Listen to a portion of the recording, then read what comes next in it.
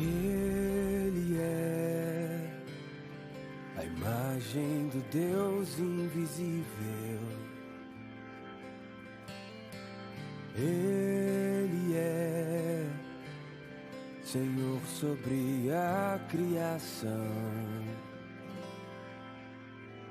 pois nele foram criadas todas as coisas, nos céus e na terra. Sejam tronos, soberanias, poderes ou autoridade, Ele é antes de tudo e a todos sustenta pela palavra, pois foi do agrado de Deus que em tudo Ele tenha supremacia.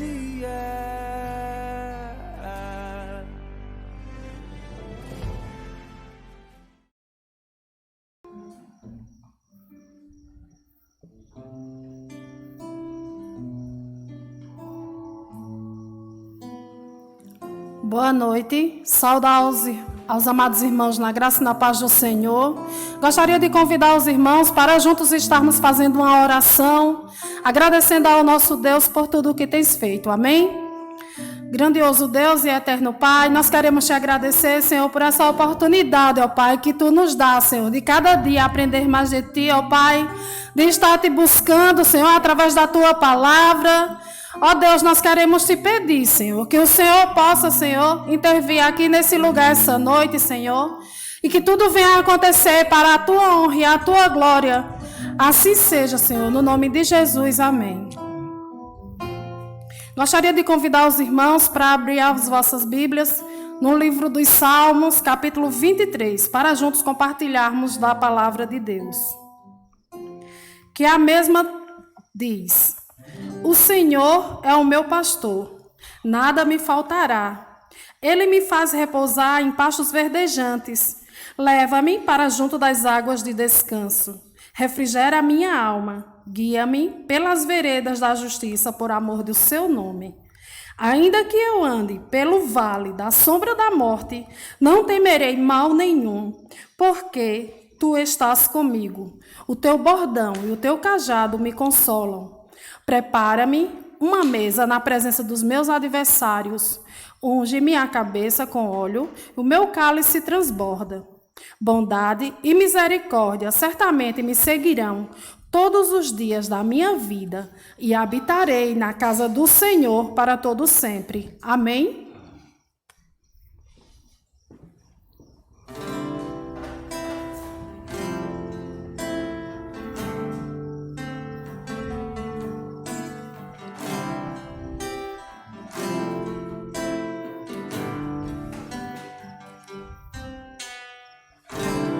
Te exaltarei,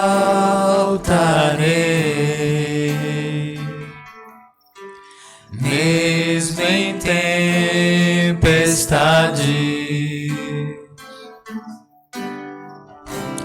te adorarei,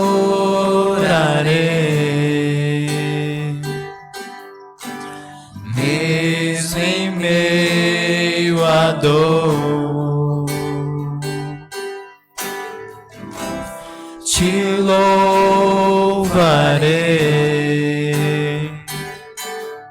nas lutas desta vida. Te amarei, ainda que perseguido, pois eu sei que vivo estás e que te levantarás em meu favor. Confio em ti, és soberano, és imutável. Escreveste os meus dias, me incluíste em teus planos. És soberano, és exaltado. Hoje eu sei que tudo podes, nada foge ao teu comando.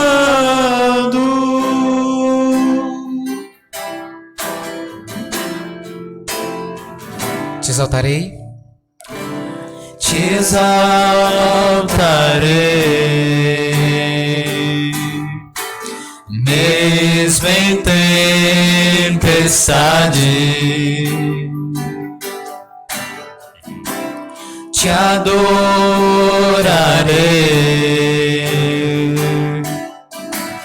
mesmo em meio à dor. Te louvarei nas lutas desta vida. Te amarei, ainda que perseguido. declara ao Senhor dizendo: Pois eu sei que vivo estás, e que um dia levantarás em meu favor. Confio em ti, és soberano, és exaltado, imutável. Escolheste os meus dias, me incluíste em teus planos. És soberano, és exaltado, Hoje eu sei que tudo podes, nada foge ao teu comando. És soberano, és imutável. Escreveste os meus dias, incluíste em teus planos. És soberano, és exaltado, Hoje eu sei que tudo podes, nada foge ao teu comando.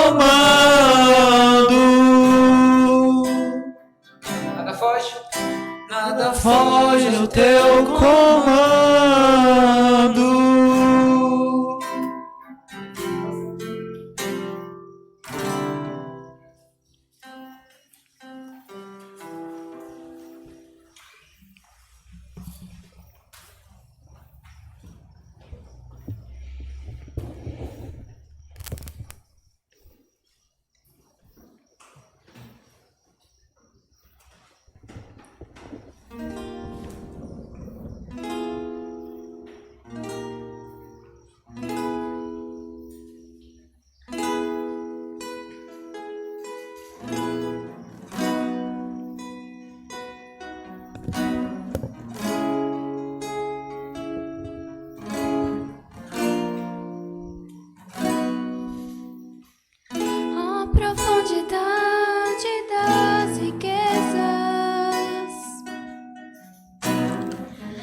Sabedoria e do conhecimento de Deus. Quão insondáveis são os teus juízos, quão impenetráveis os teus caminhos. Quem, pois, conheceu a mente do Senhor? Ou quem foi o seu conselheiro? Ou quem primeiro deu a ele para ser restituído?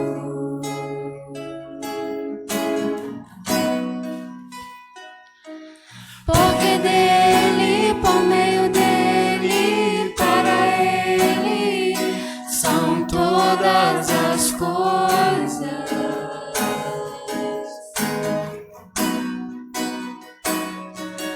Porque dele, por meio dele, para ele são todas as coisas.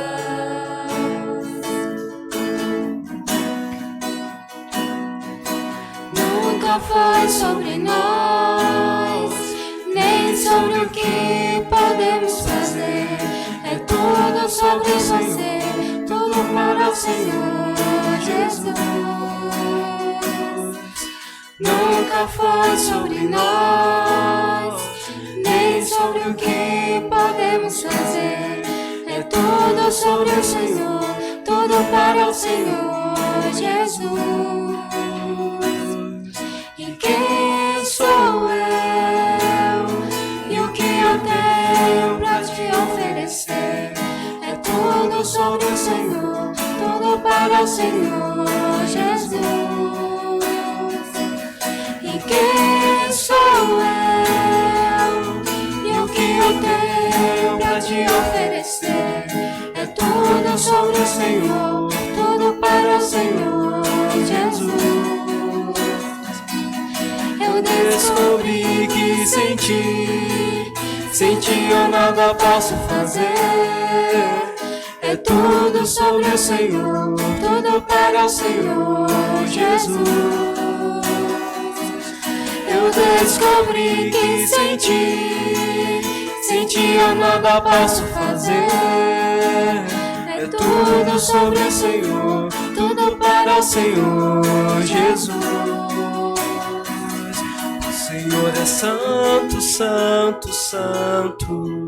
Santo, santo, santo. É tudo sobre o Senhor, tudo para o Senhor Jesus.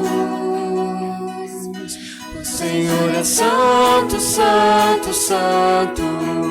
Santo, santo, santo. É tudo sobre o Senhor, tudo para o Senhor Jesus. O Senhor é santo, santo, santo. Santo, santo, santo. É tudo sobre o Senhor, tudo para o Senhor Jesus. O Senhor é santo, santo, santo. Santo, santo, santo. É tudo sobre o Senhor, tudo para o Senhor Jesus. Hosana, Hosana, Hosana nas maiores alturas. Hosana, Hosana, Hosana nas maiores alturas. Hosana, Hosana, Hosana nas maiores alturas. Hosana, Hosana, Hosana nas maiores alturas. Porque dele, por meio dele, para ele são todas as coisas.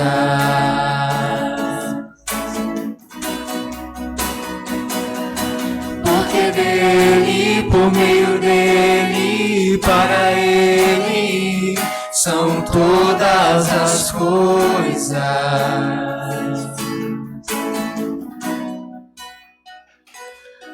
Nunca foi sobre nós.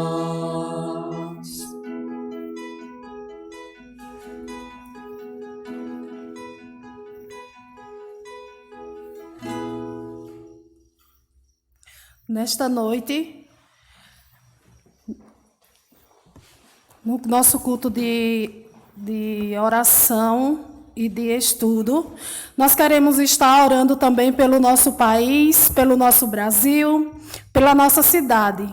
Assim, quero convidar todos vocês para juntos estarmos orando em alto clamor pelo nosso Brasil. Amém? Senhor nosso Deus, mais uma vez, Senhor, nós estamos na Tua presença, Senhor, para Te clamar, Senhor, por nossa cidade, ó Pai. Que o Senhor possa, Senhor, estar cuidando a cada dia, Senhor, da nossa cidade pesqueira, Senhor. Eu quero te apresentar também, Senhor, o nosso estado de Pernambuco, Senhor, juntamente com o nosso país, o Brasil, ó Pai. Que o Senhor venha a derramar da tua misericórdia, Senhor.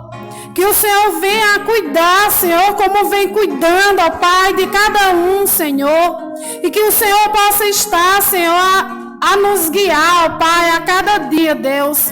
E nos ajudando, Senhor, a aprender, Senhor, ensinando, Senhor, como lidar com a adversidade, ó Pai, que tem levantado. Mas o Senhor Deus é o nosso Deus que cuida e que contempla cada coração, ó Pai. Muito obrigada, Senhor, pelas tuas maravilhas. Obrigada, Deus, pelos teus livramentos. Fica com o mensageiro dessa noite, Senhor. É assim, meu Pai, que te oro e que te agradeço no nome de Jesus. Amém.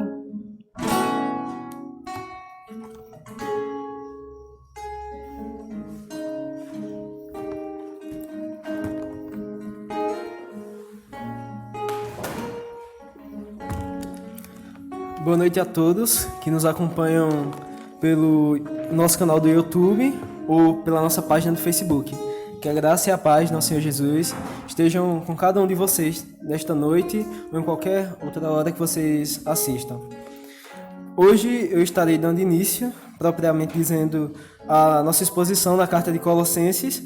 Hoje será no capítulo 1, do verso 1 até o 14, e semana que vem será do verso 15 até o 29.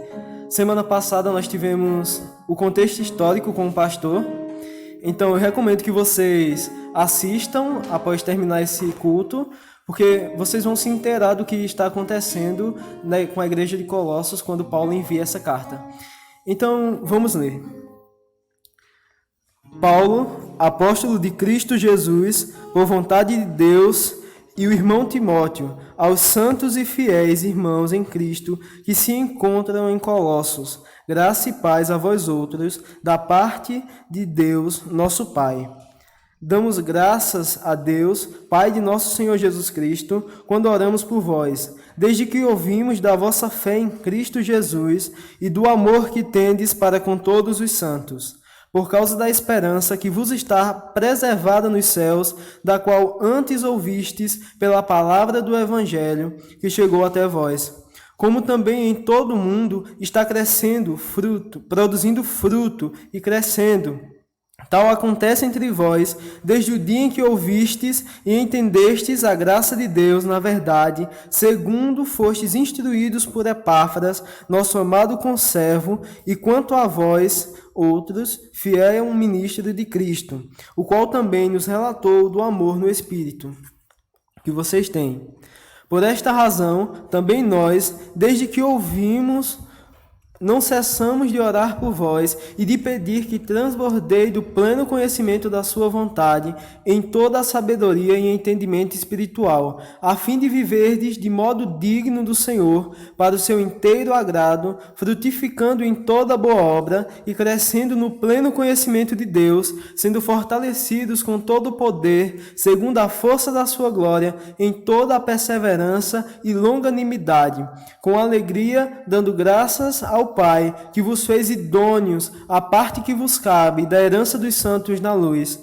Ele nos libertou do império das trevas e nos transportou para o reino do Filho do seu amor, no qual temos a redenção, a remissão dos pecados.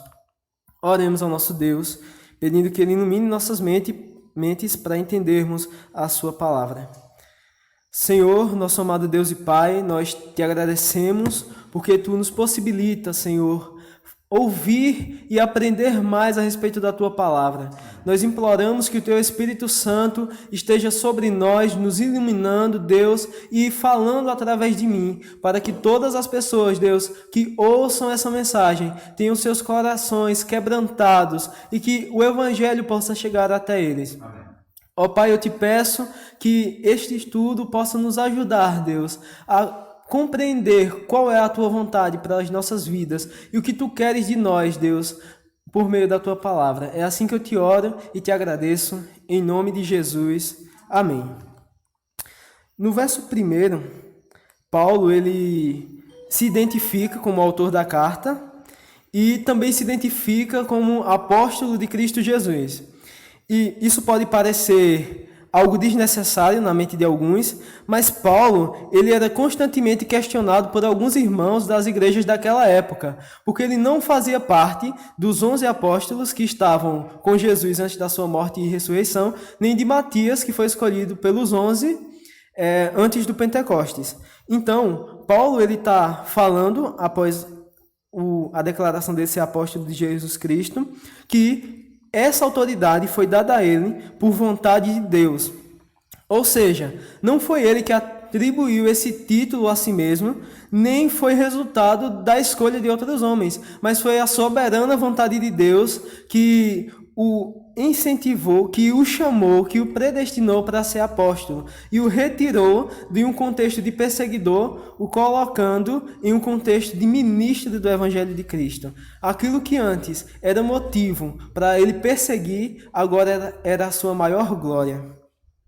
E no verso 2, Paulo dirige essa carta aos irmãos de Colossos, e é interessante que, independente da situação que aqueles irmãos se encontravam, ele os chama de santos e fiéis, o que pode parecer contraditório para algumas pessoas, porque como é que pode alguns irmãos serem santos e fiéis se eles continuam em uma vida errada, continuam fazendo aquilo que não é de acordo com o evangelho verdadeiro?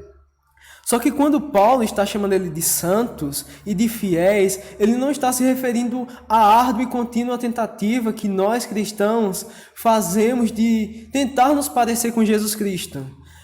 Essa é uma tentativa progressiva e longa, mas não é isso que Paulo está falando. Paulo está evidenciando, enfatizando que aqueles irmãos foram reconciliados com Deus por meio de Jesus Cristo, que eles foram separados tanto para glorificá-lo quanto para pertencer à sua glória, quando enfim ele vai apresentar esses irmãos na presença de Deus Pai, puros, sem máculas, sem defeitos, imaculados, assim como ele é.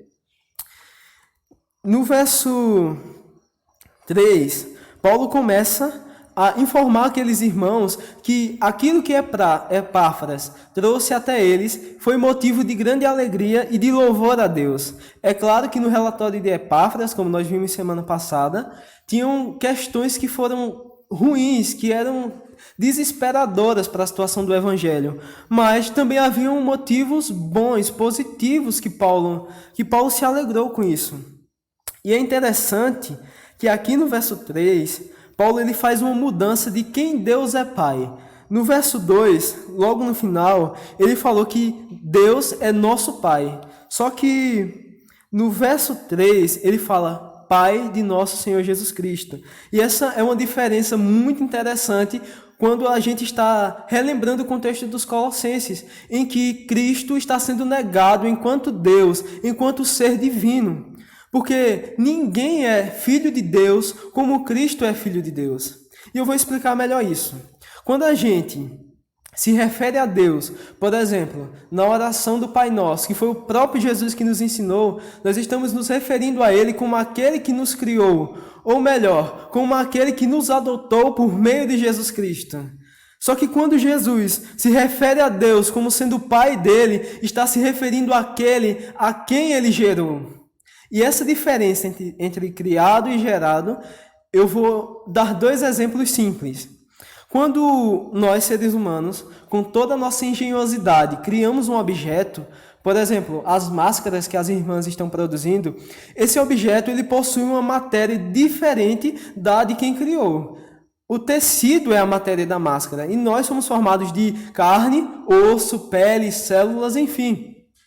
Só que quando uma mãe gera um filho em seu ventre, ela não vai ter um ser diferente dela, um ser inferior, mas vai ser um ser igual a ela em matéria. Vai possuir carne, osso, células, vai ser igual. Então, quando Paulo está dizendo graças a Deus, Pai de nosso Senhor Jesus Cristo, ele está dizendo que louva a Deus, que gerou Jesus Cristo antes de todos os séculos, e o qual é igual a ele, tanto em natureza, em substância, e em glória e em poder. É isso que Paulo está evidenciando nesse verso aqui. E com certeza vai de encontro à doutrina de que Cristo não é soberano e que não é Deus. No verso 4, Paulo começa a relembrar quais foram as características que estavam presentes naqueles irmãos e que eram evidências de que Deus agia na vida deles. O que ele diz é a fé que eles tinham em Cristo, o amor que eles tinham por todos os santos e a esperança. Só que essas 3 palavras, elas estão no dia a dia da gente. Nós falamos nelas sempre. Na maioria das vezes nós dizemos que temos fé em algo, ou que amamos alguém, ou que temos esperança de que algo aconteça. Só que Paulo não está falando no mesmo sentido que vem à nossa mente. É totalmente diferente. Porque a fé da qual Paulo fala não é aquela que é natural aos seres humanos, que flui naturalmente dos seres humanos.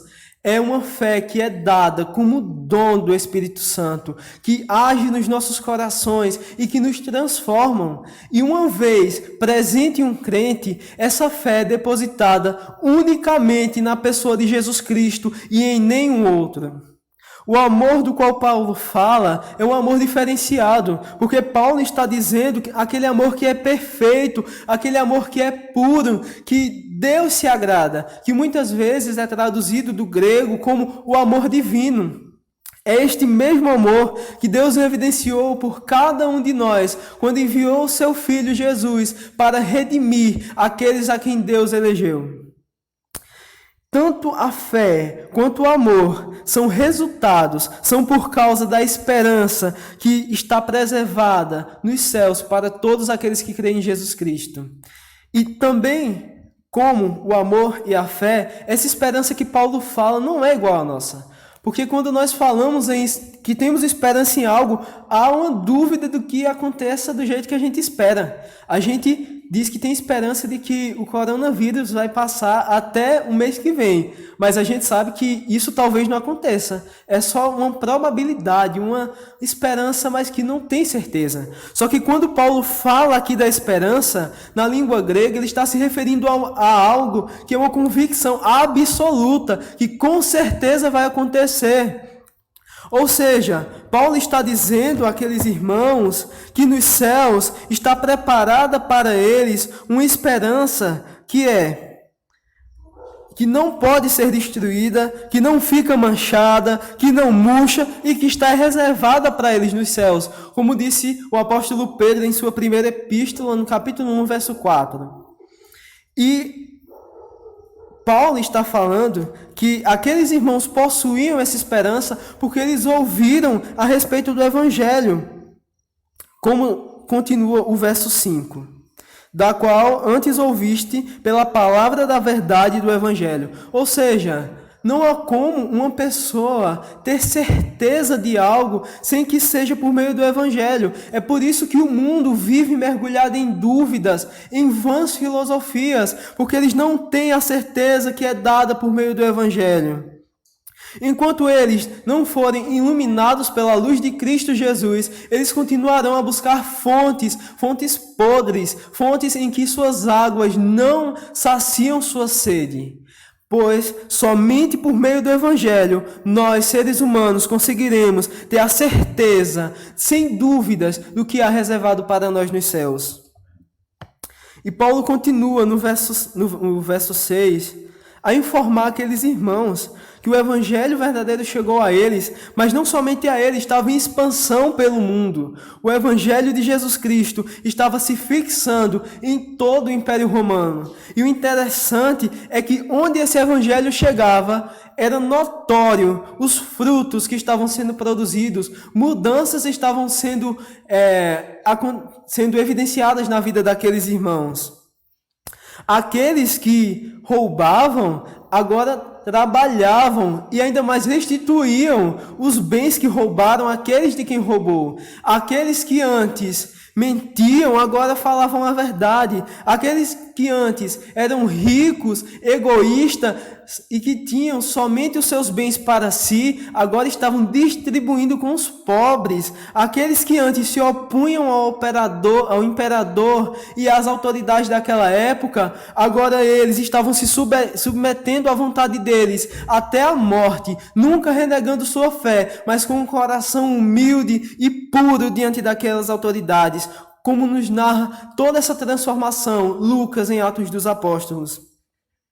E essa mudança que acontecia naqueles irmãos não era um resultado natural dos seres humanos, não é algo que flui naturalmente dos seres humanos, porque a verdadeira, a genuína transformação, ela vem quando nós ouvimos e entendemos o Evangelho.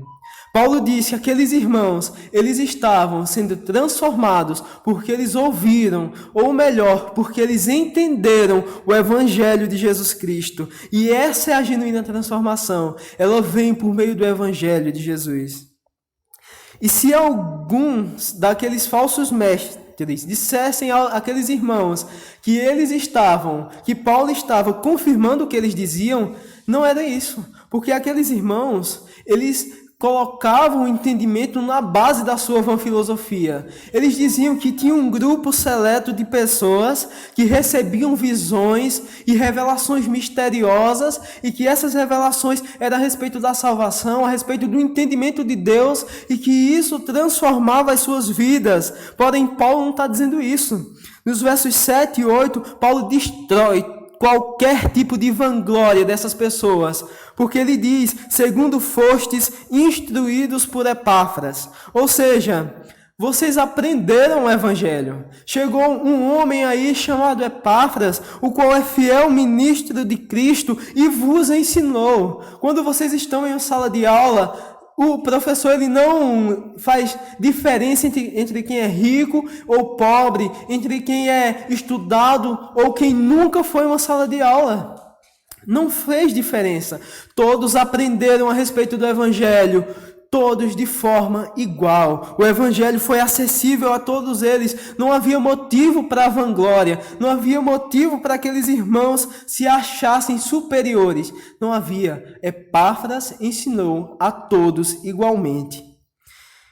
E este amor do qual fala o verso 8, que aqueles irmãos possuíam, levou Paulo a orar em favor dos colossenses, a interceder a Deus pela vida deles. E a petição dele era só uma, que aqueles irmãos transbordassem do pleno conhecimento da sua vontade.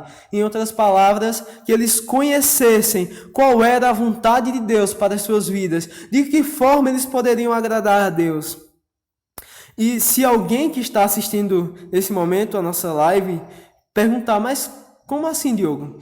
Por que é que o seu Deus deseja que todos vocês se preocupem 24 horas por dia em agradá-lo, em cumprir a sua vontade? Por que Deus arrogante é esse? Mas todo o resultado disso, todas as benfeitorias que isso vai ser levado para quem busca conhecer a vontade de Deus, não vai acrescentar em nada em Deus. Deus continuará sendo perfeito, santo e puro, porque ele já chegou no nível pleno dele. Deus é satisfeito em si mesmo. O verso 10, ele fala que a benfeitoria para aqueles que buscam conhecer a vontade de Deus é exatamente em prol deles, porque eles passarão a viver de modo digno do Senhor. Eles passarão a viver dignamente, tanto aos olhos do Senhor, como aos olhos das autoridades, porque é inegável que todos aqueles irmãos que viviam no tempo de Paulo não tinham um fio de cabelo de acusação que não fosse a fé em Cristo Jesus, porque eles eram idôneos, eles viviam uma vida certa, correta, uma vida íntegra diante das autoridades humanas e diante de Deus. E Paulo ainda fala que a vida desses irmãos é como uma árvore que frutifica todas as boas obras e que cresce ainda mais no conhecimento de Deus, que foi a semente inicial e que ainda mantém crescendo essa árvore. E se vocês pensam que Deus exige, que Deus quer que nós cumpramos a sua vontade e nos deixa sós e não faz nada, quer que a gente se vire e faça tudo sozinho, não. Paulo diz que nós seremos fortalecidos com todo o poder, segundo a força da sua glória, em toda a perseverança e longanimidade. É o próprio Deus quem vai derramar sobre nós poder imenso para que nós possamos suportar todas as perseguições da vida, todas as coisas da vida, firmes e ainda com paciência para com tudo e para com todos. E não somente isso, Ele também encherá os nossos corações de alegria para que a gente possa dar louvores a Ele, o Deus eterno, que é o nosso Pai, porque foi Ele quem nos fez idôneos, que nos tornou dignos de participar da herança eterna nos céus. E se aqueles legalistas, aqueles judeus que pensavam que por cumprir a lei de Deus, a lei do Velho Testamento, isso resultaria em salvação, Paulo diz, não. Vocês foram capacitados, foram tornados dignos unicamente por Deus para receber a herança. Porque a herança não precisa necessariamente que o herdeiro trabalhe. O desejo de Deus Pai é que a herança ela seja dada aos seus santos, independentemente das suas obras, baseando-se somente nos méritos, nas obras, no que Cristo fez na cruz. Essa é a vontade de Deus Pai. E no verso 3, Paulo quer relembrar aqueles irmãos como era que eles viviam anteriormente. Paulo diz que aqueles irmãos de Colossos, eles viviam debaixo do império das trevas, do poder das trevas, do domínio. E esse domínio que ele fala é a autoridade. Essas trevas que ele fala é a ignorância. Justamente o oposto àquilo que os gnósticos, os falsos mestres valorizavam tanto. É a ignorância a respeito das coisas de Deus, a falta de conhecimento a respeito do que Deus se agrada. Era nesse contexto que aqueles irmãos viviam. E não somente isso, essa cegueira espiritual possibilitava que aqueles irmãos fossem manipulados por forças espirituais malignas. E a gente pode ver isso na carta de Paulo aos Efésios, quando ele fala no capítulo 2 que todos eles estavam mortos em ofensas e pecados. Quando a gente entende como é a situação de alguém que morre fisicamente, a gente chega claramente a enxergar como aqueles irmãos estavam. Porque quem morre não tem direito de opinar, quem morre não se movimenta, quem morre não pensa. Então, quem morre fica à mercê do querer dos vivos e unicamente. Então, quem morre espiritualmente está à disposição de forças malignas que os fazem praticar as mais adversas coisas para ofender a Deus e que prendem essas pessoas. Ninguém pode se livrar sozinho do império das trevas. Na verdade, ninguém nem quer, porque eles vão se livrar de quê se eles não enxergam? Eles não conhecem o que é o bem, eles não conhecem o que é a verdade, eles não conhecem o que é a luz. Então eles vão se livrar do quê? O que é que está aprisionando eles? Nem isso eles sabem. Nem, se não fosse uma força extremamente poderosa, eles jamais seriam libertos do império das trevas, ainda que quisessem. Mas Paulo não quer fazer medo aos irmãos aqui. Paulo não quer que os irmãos fiquem tristes por causa disso. Porque o objetivo de Paulo é trazer uma mensagem de paz, de boa nova. É o evangelho que Paulo está anunciando a eles.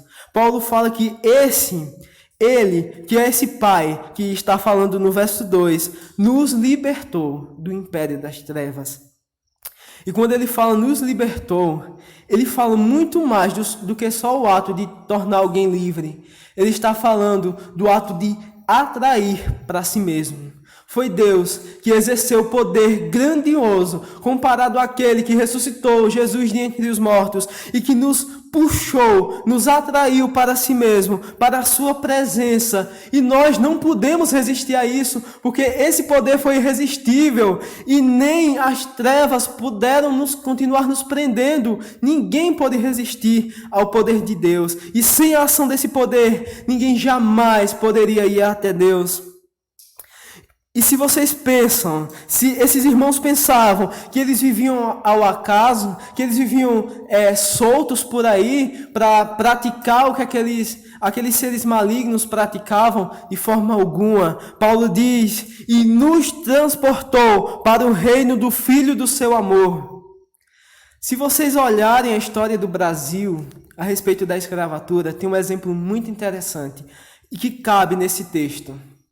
Quando os escravos, eles compravam sua alforria, sua carta de liberdade, ou eles recebiam de alguém, eles eram jogados na sociedade, pobres, miseráveis, não tinham como nem se alimentar, e em atos de desespero, aqueles escravos, eles se vendiam e se submetiam de novo à escravidão. Por quê? Naquela senzala, sofrendo todo tipo de tortura, sofrendo todo tipo de ameaça e trabalhando sem nenhum resultado, era melhor do que quando eles estavam livres, porque a liberdade deles era só teórica, era uma liberdade em que não trazia melhoria alguma para eles.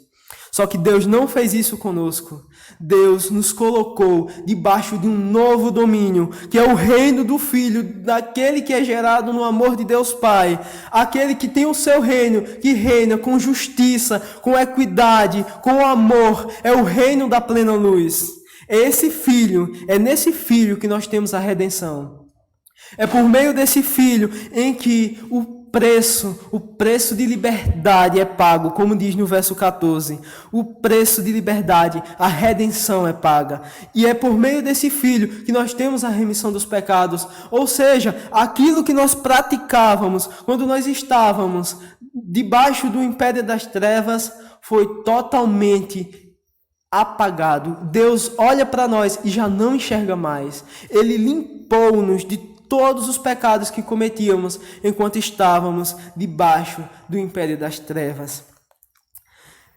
É o próprio Cristo que fala no Evangelho segundo João, no capítulo 10, versos de 27 a 30, o seguinte: as minhas ovelhas ouvem a minha voz, eu as conheço e elas me seguem. Eu lhes dou a vida eterna, jamais perecerão, e ninguém arrebatará da minha mão. Aquilo que meu Pai me deu é maior do que tudo, e da mão do Pai ninguém pode arrebatar. Eu e o Pai somos um. No reino de Deus, nós temos plena liberdade, mas não liberdade para fazer o que as trevas mandam. Nós temos liberdade para fazer o que é baseado na maior lei do reino de Cristo, que é o amor. E esse Rei absoluto, o Senhor Jesus Cristo, Ele nos mantém, Ele nos sustenta em suas fortes mãos. Ninguém pode nos retirar da mão de Jesus Cristo, nem poderá jamais fugir para praticar o que é mal. Porque esse Senhor cuida de nós, nos sustenta e nos torna dignos de participar da herança dos santos na luz. O meu objetivo é expor esse texto, do verso 1 até o 14. E eu não quero me prolongar muito, mas eu acredito que o mundo está precisando de uma aplicação desse texto nesse momento. É claro que eu considero mais relevante expor o texto, porque eu me recordo sempre daquilo que os dois discípulos no caminho de Emaús vivenciaram. Quando Jesus ressuscitou e apareceu para eles, eles não reconheciam ele. Mas Jesus os expõe às Escrituras, desde o Antigo Testamento, desde o livro de Gênesis até Malaquias. E eles sentiam em seus corações o ardor do Espírito Santo. Eles só reconheceram Jesus após o partir do pão. Mas a evidência de que Cristo estava com eles era a exposição das Escrituras por meio de Jesus. Mas eu quero trazer algumas aplicações básicas, simples e rápidas a vocês. Primeiro, eu sei que os nossos corações, eles são enganosos, são corações fracos, falhos, miseráveis, e que não acreditar no cuidado de Deus é comum a nós seres humanos. Nós, por mais que tentamos, ainda dentro de nós há um restinho de desconfiança a respeito do cuidado de Deus. Mas a gente precisa sempre estar trazendo à memória a esperança que é por meio do Evangelho nos dada. Nós precisamos ler sempre a Bíblia, buscando nela toda a confirmação do que é preparado para a gente. Nós precisamos confiar que Jesus Cristo é o nosso Rei absoluto. Nós estamos debaixo da sua autoridade. Não é um vírus, nem mesmo a morte que vai nos separar do amor de Jesus Cristo. Isso é tudo questão de tempo. Jesus virá e tornará tudo isso perfeito. Nós precisamos reconhecer que somos separados para a glória de Deus por meio de Jesus Cristo. Então, devemos frutificar em todo tipo de boa obra. Nós precisamos amar uns aos outros e ser reconhecidos por meio desse amor. Porque o próprio Cristo disse: vocês serão reconhecidos quando amardes uns aos outros. Então, nesse momento de pandemia, nós precisamos ir em busca dos nossos irmãos, por meio de redes sociais mesmo, e perguntar a eles como eles estão suportando essas tribulações, como eles estão enxergando tudo isso.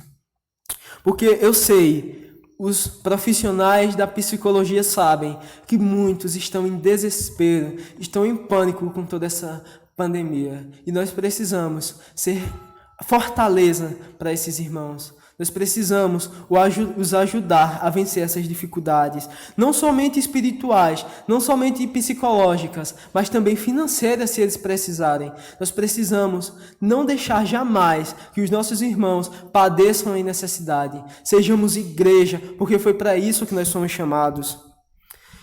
E por terceiro lugar, nós precisamos nos lembrar que a nossa fé está depositada somente em Jesus Cristo.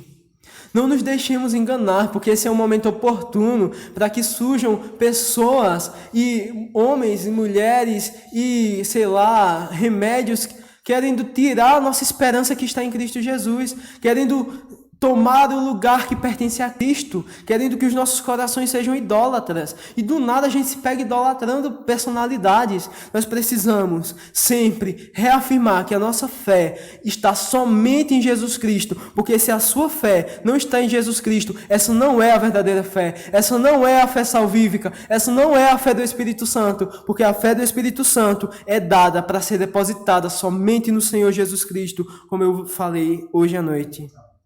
E por último, nós precisamos entender qual é a vontade de Deus. Paulo nos disse que nós precisamos transbordar do conhecimento da vontade de Deus.